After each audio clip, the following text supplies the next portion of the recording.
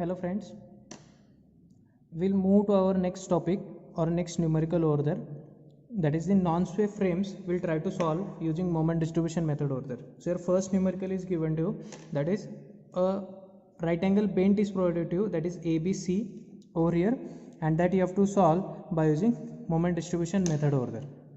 Okay, loading we'll discuss over here. That is in span AB, that is the column member, a UDL is provided to of 20 kilonewton per meter, length of your span AB is 3 meter, and moment of inertia value is varying over here, that is given to you 1.5 I. Same way here in span BC, a concentrated moment at the center is provided to you of 16 kilonewton meter, and apart 2 meter from B and C, and moment of inertia value provided to you is 2I over there. Remember, like as your slope deflection method, in this method also you have to solve the non-sway frames as your beams only. There is no any step variation, nothing. You have to solve this same method that you are using for beams over there. Okay, so no any difference is there between the solution of beams and non-sway frames. In sway frames, your numerical or analysis method will get change over there, that is your shear equilibrium equation will come into effect again. Okay, so we'll proceed with this solution over there.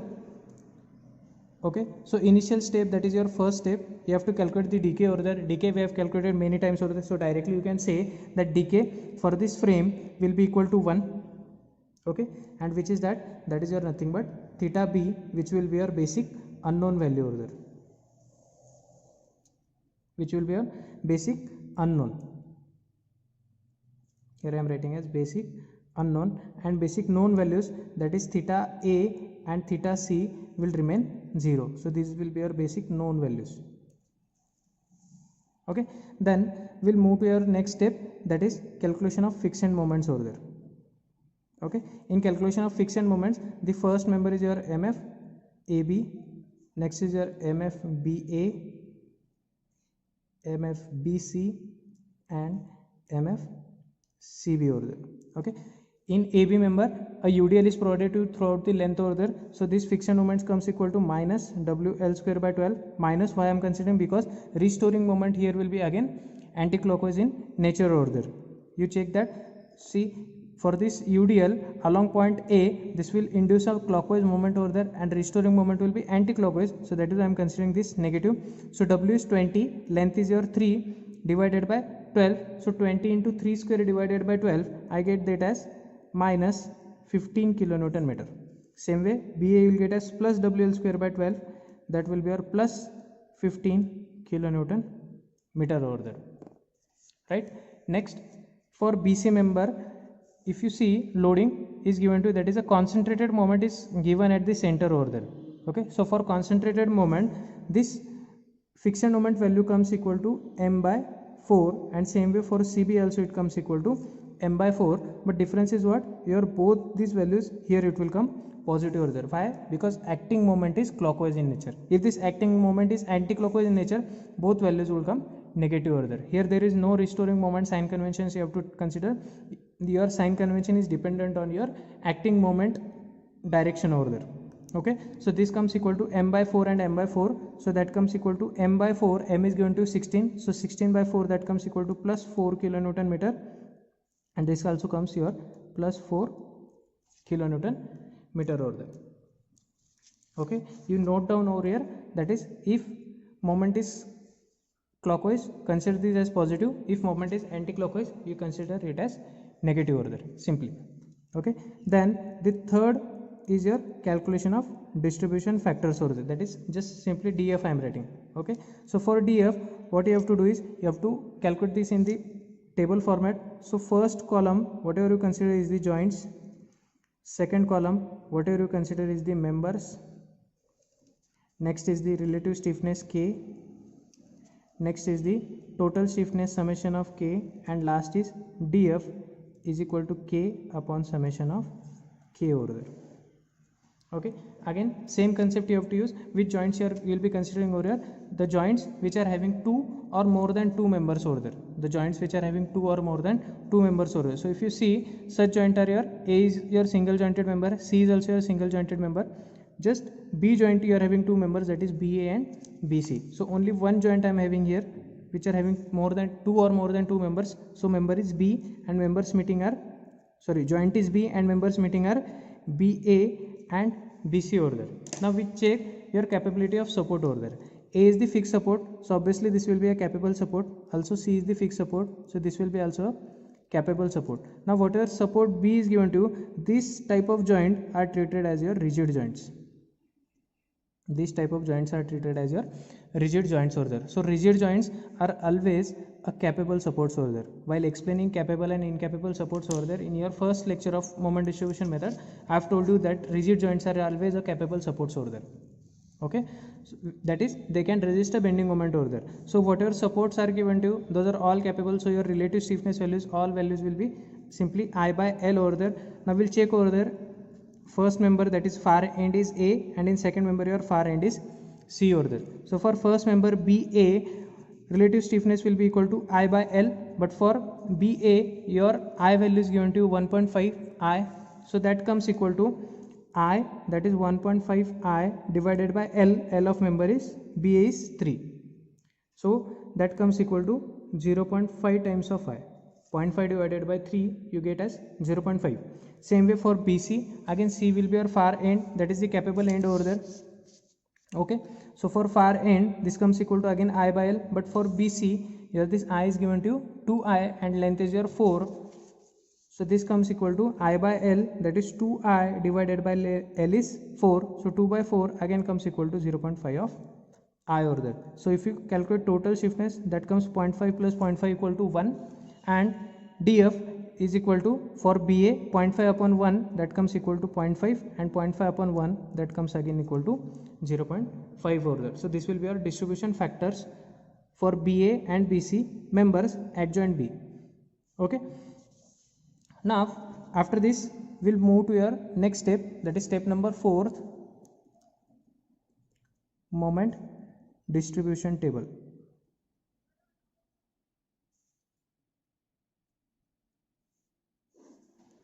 Okay, in moment distribution table I have told you the first 4 rows are common, that is first is your joints, second is the members meeting this joint, third is the distribution factors, and the fourth row is your calculation of fixed end moment. So which joint you have to consider? All the joints in your complete beam or frame. So first joint is A, second joint is B, and third joint is here is C.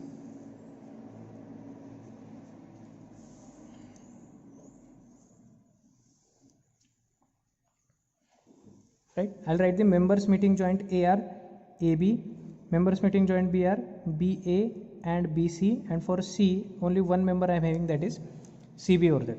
Now distribution factors that I have calculated for BA and BC as 0.5 and 0.5 over there. Okay, so I'll write those over here. Distribution factor 0.5 and 0.5 over there. Okay, now fixed end moments that we have calculated for for AB I am having as minus 15, for B I am having plus 15, and for BC and CB I am having both moments as positive 4 over there. Okay, now after this what you have to do is you applying the balance moment over there. But for balance moment, what you have to check, is there any support incapable in your complete given structure or not? There is no any incapable support in this complete frame over there, so no need of balancing the moment. Directly what we will be doing is the distribution of moments over there. Distribution of which moments you have to do, for which distribution factors you have calculated. So 15 plus 4, that comes equal to 19. So 19, that is positive nature, so distribution will be in opposite sign, so that will come minus 19. Okay, so 15 plus 4, 19, 19 into 0.5 and 0.5, that comes equal to minus 9.5 and minus 9.5. Distribution you have to do with opposite sign, so that comes here equal to negative over there. Okay, for single jointed member your this DF will remain 1, so distribution for that will remain same, so no need of distributing that. Next, after doing the distribution is what you have to do, the carryover. BA moment will get carried to AB, but A must be capable over here. Yes, it is capable, so this carryover is possible. Same way BC moment will get carried to CB over there, but C shall be your capable support.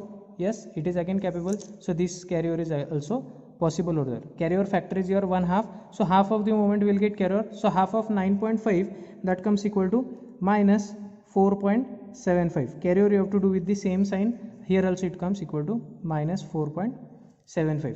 Now here you check, here there are no moments left over here for doing the further distribution over there. So if there are no moments, your table gets automatically stopped over here, because you cannot distribute these moments over there again. Okay, so your table gets stopped, and directly whatever values you'll get, that will be values of your final moments over there. So final moments you will be calculating below this friction moments over there. So 15 and this minus 4.75 you will get as minus 19.75. Same way 15 minus 9.5 we will get that as plus 5.5. This you will get as minus 5.5, and this you will get as minus 0.75. Now we'll check conditions of equilibrium over there. We'll write this, I'll write this moments over there. This is your MAB, this is your MBA,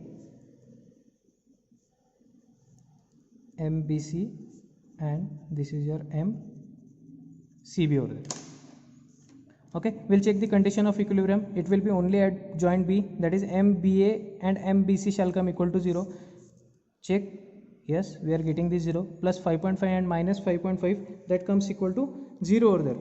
Okay, so that your condition of equilibrium is also getting satisfied over there. Now we'll draw the bending moment diagram for this, that is BMD by superposition.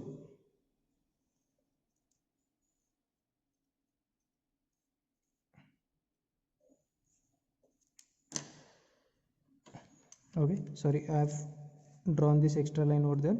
This will be your A, B and C over there. Okay, now sign convention for horizontal members, that you know, negative, positive, positive and negative.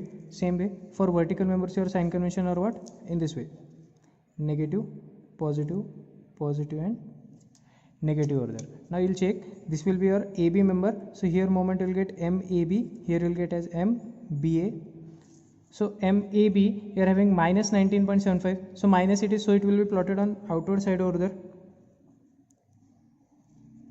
19.75. Same way BA moment you are getting as plus 5.5, plus it is, so again it will be plotted on upward side, sorry, outward side over there, so this comes again 5.5.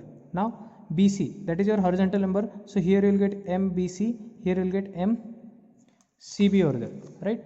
So MBC, whatever you are getting, that is C, minus it is, so it will be plotted on upward side, already it is done. Okay, and what is CB value I am getting, that almost 0 I am getting, but somewhat value I'll write here, that is 0.75. Why I am writing this? Because this is a capable support, it will take some amount of bending moment over there. Okay, and just simply what you have to do is, you have to join these lines by using these points by using a straight line over there. So this will be your support moments plotting. Now we'll check your span moments over there, that is maximum span moments for AB and for BC. For AB you are having UDL over there, so that becomes equal to WL square by 8. W 20, length is your 3, so 20 into 3 square divided by 8, I get that as 22.5 kilonewton meter. And for BC you are having a moment over there, so for moment, maximum span moment, it comes equal to M by 2. So M by 2, that comes equal to, M is your 16, so 16 by 2, that comes equal to 8 over there. Okay, now we'll plot these moments over there. That is the first moment, UDL 22.5, so it will follow a parabolic path in outward direction over there. So this is 19, 22 will be greater than that.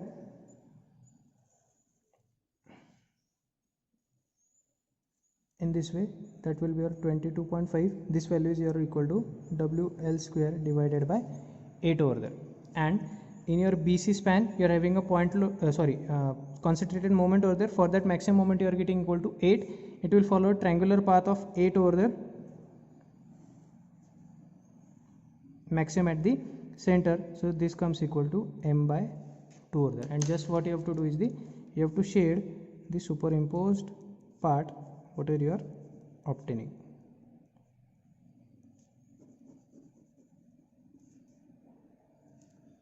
Okay, so this will be your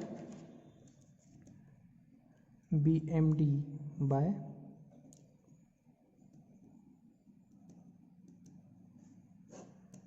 superposition. Okay, this was the simple numerical that I have conducted over there just for your understanding. In next numerical some more twist we'll see. Okay, if you are having any doubt again regarding this numerical or regarding any doubt from moment distribution method over there, you can comment me in the comment box over there. Thank you so much.